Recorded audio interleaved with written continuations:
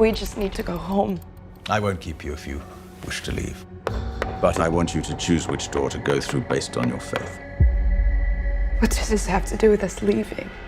Everything.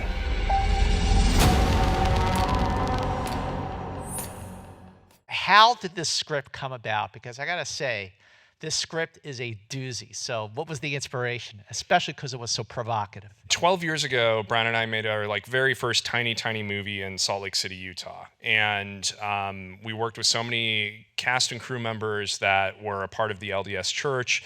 And that was kind of the inception of understanding what Mormon culture really was. And so we walked away from that with lifelong introductions and friendships to the community. And it inspired the idea of two Mormon missionaries that knock on a door and they meet somebody that challenges their belief. But at the time, we just felt like we weren't ready to write that. We got to page 12 or whatever, and the missionaries sit down with Mr. Reed, and Mr. Reed opens his mouth, and we realize this is a guy with a genius level IQ. He knows everything about every religion, and that's not something we knew. So we kind of put pause on the script, and we were just kind of filling our heads with information. We had never read the Book of Mormon. We wanted to at least be able to pretend to be as smart as Mr. Reed. I think we liked that it's a very new religion, and it's a very American religion, and so it felt like a good entry point to a conversation about all religions. All right, so Stacey, with a producing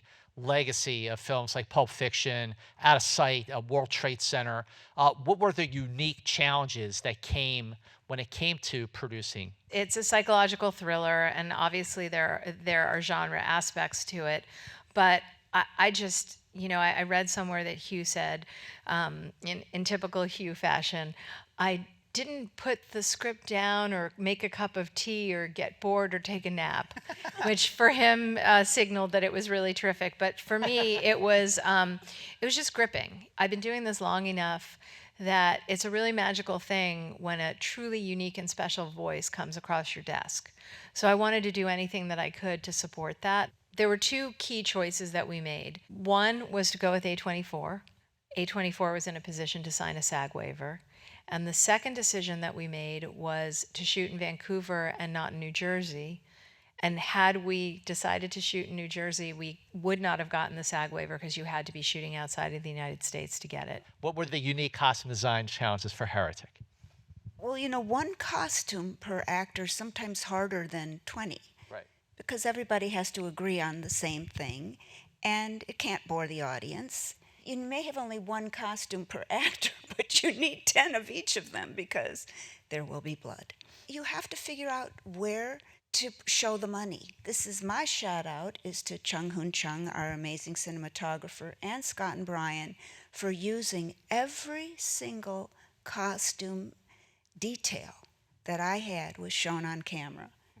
And it helped, I think, the audience understand a lot about the characters, and it also helped for me because I had this whole thing about what you perceive is not always the truth. Mm-hmm, mm-hmm. And starting with Mr. Reed and bleeding into me, it's like your perception is my deception.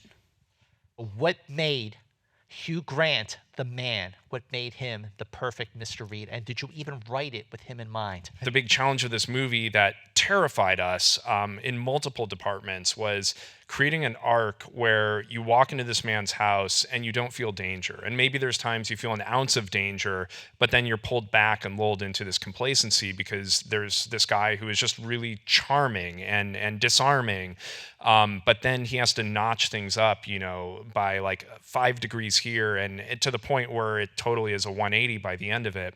And Hugh has that in spades because he is charming, but he's deeply intellectual. And he also has comedy that comes through with darkness. You can even see that in his roles during his rom-com era. He plays things, and there is a degree at which, in the other hands of a different director, there would be perversions of what he does so well in connecting with an audience. And it just felt like it was amazing to have him on board to weaponize everything that he's built up. But that's what we love to say, that he weaponized his romantic comedy persona. And this is, I got to say, I think this is the best performance that Hugh Grant has given. I mean, and that's really saying a lot. And sometimes during SAG Q&As, I always ask actors, like, how do you remember your lines? Because that's something that, not enough people ask. So when it came to that monologue, like, how many times did you guys film it? And like, how did he remember that? Well, he started preparing months before we got to set. 4 months of trading emails, diving into the character. I'm pretty sure he wrote like a 200-page autobiography of Mr. Reed, because that's how prepared he is and that's how much he cares. And there's nothing better than working with an actor who really cares that much. And then, in pre-production, but also while we were filming, like I'm sure you saw him all the time, he was like pacing in the back lot and the parking lot, running his lines all the time. And then one of the secret weapons of the movie too, from a production standpoint, that Stacey was really adamant about, was shooting in continuity and making sure that we were kind of biting off a little bit, and it helped everybody get into a rhythm of it. But when it came time to the Monopoly scene, we knew we're going to shoot this in like 10 to 15 minute long takes. We devised a way to build like dolly dance floor on all the surfaces for every single room, so that we could have this roving camera, and Chung-Hoon Chung, who has brilliant instincts, would start on action, and we'd be like, okay, in his ear, like, let's get a little closer, and then he'd use his instincts and kind of feel out the performance, and we'd run this take. And initially we were like, Hugh, let's just do 5 pages. But we're watching in real time, and all of a sudden Hugh's, on page 6, he knows all those lines. And then he starts going into page 7 and 8. And I swear there was one time we went 5 pages beyond what we said was the cutoff, because Hugh just was so in it, and he had done so much prep for months that he knew exactly what he needed to do to get the scene across. And that's the magic of having someone as dedicated as him. You got to round out the cast. Like, what was it like the first time they were all together that you realized that they were perfect? What's great is, like, you can write all you want and imagine what it's going to be like, but that's not a living like document until somebody actually imbues it with their own eccentricities. And each of them made this role so personal to them. We didn't learn until right before we had already honed in on like Sophie and Chloe that actually were Mormon. They came from a Mormon background, and they still have like Mormon friends and family members. And so there was an authenticity that they tapped into, and such a nice lifeline. I want to talk about the cinematography and the production design, because you say you filmed mostly chronologically. I would love to hear how that sort of layout with the set and the production design, with all that look of the furniture and the rooms, especially when you go downstairs, and the cinematography. Take it away. Well, I mean, we were blessed to work with Chung-Hoon Chung, one of the great cinematographers in the history of cinema. With his work on Old Boy, you can pretty much just stop at Old Boy, and that would be enough. He had an interesting philosophy with the visual storytelling of the movie, and I actually think it applies to Phil Messina's work and the production design, which is starting as boring as possible. Boring, minimalist, simple, because we knew we needed somewhere to go, because every scene is a different manifestation of people talking. The original concept of this movie was, can you replace the monster hiding in the shadows, or the kind of what we've become accustomed to, the jump scare? Can you replace that with a potent line of dialogue, a philosophical idea? Can that be just as scary or more scary than a traditional horror movie? And so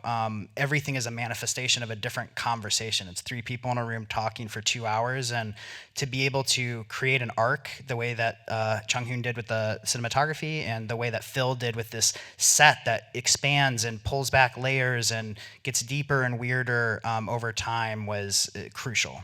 How have like different people responded in different territories, really, because it's so provocative? I mean, one place that we were so curious about was like Salt Lake City as a community, and business-wise, it's one of our highest performing markets, which is incredible. Even though it's like banned in certain theaters. It is, yeah. There was a theater chain that Largest banned it. theater Yeah. circuit has basically they're playing us on 2 screens so that we can't say that they've banned us. Yeah. But they've essentially banned us. But what's also wonderful is we've done had many conversations with many Mormons and ex-Mormons, and they've been very happy to see their representation on screen. I attribute that to a number of collaborators on this project that are either current members or not. We have so many friends that are either non-religious or religious, and they walk away from the movie, and there's a bit of like a take-home. Like, as much as, you can watch this movie and then forget about it, but you can also watch this movie and engage with it. And what's been really exciting is seeing that people on different ends of the spectrum or somewhere in between have a different relationship with it, or sometimes they walk away from it and they have a different interpretation like a week later. And to have film as a living, breathing thing, like not just talking about this movie, but I think about some of our favorite movies, those are the ones that to us, inspire us, like not just as filmmakers, but as human beings, to like always keep an open mind and walk through life, with kindness, but not ever, cementing our feet in the ground with an opinion and being open to all that the world offers. Thank you all for making a top-class film, and thank you all for being here at tonight's Academy Thanks for screening coming. of Thank you. Heretic. Yeah. Thank you, you. guys. Thank you so much for coming out tonight. Thank you Thanks for a lot. coming out.